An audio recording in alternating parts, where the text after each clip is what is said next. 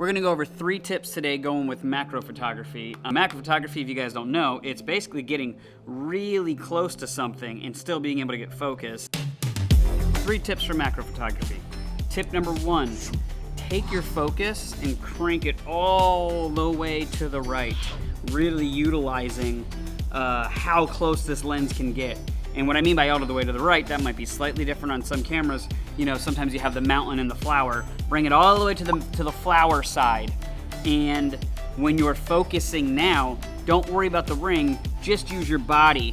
Just get closer to the subject or further away. You know, and if you're on a tripod, that'll be really, you know, a little bit easier to where you can then lock it in place and then take your photos.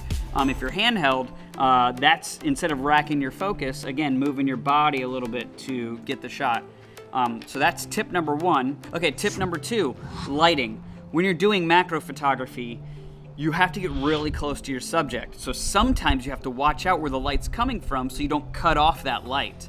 So whenever you're coming from straight above, if the light's coming from straight above, you're going to be blocking that light. So depending on how the light's going, you either want to come from the side or come from straight above.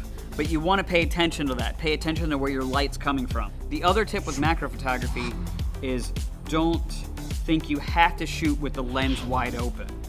Because you're so close, there's so much depth of field that's happening.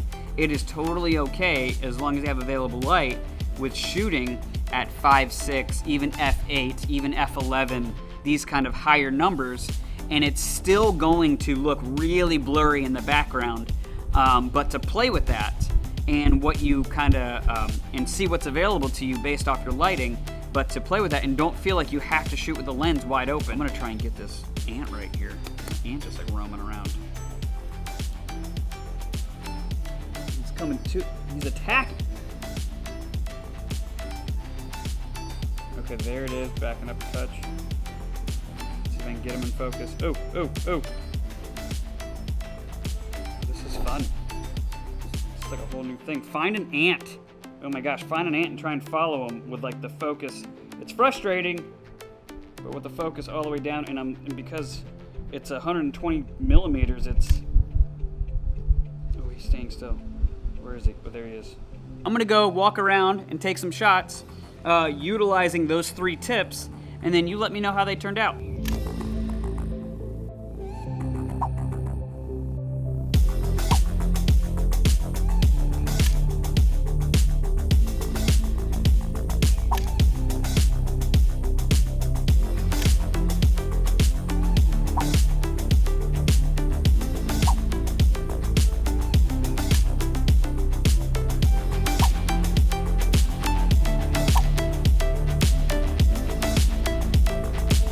Well, let me just wrap up really quick. I appreciate you guys sticking around. Hope you guys subscribe down below. Like it if you like it. If you don't, then thanks for watching. I don't know, you got this far. I guess that one's on you.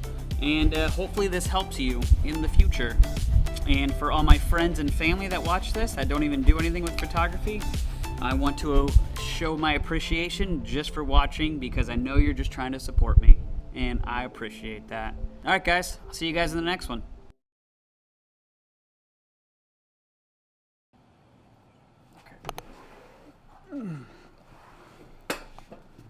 Let's see how that looks like this. Check 1, 2, check, check, check, check.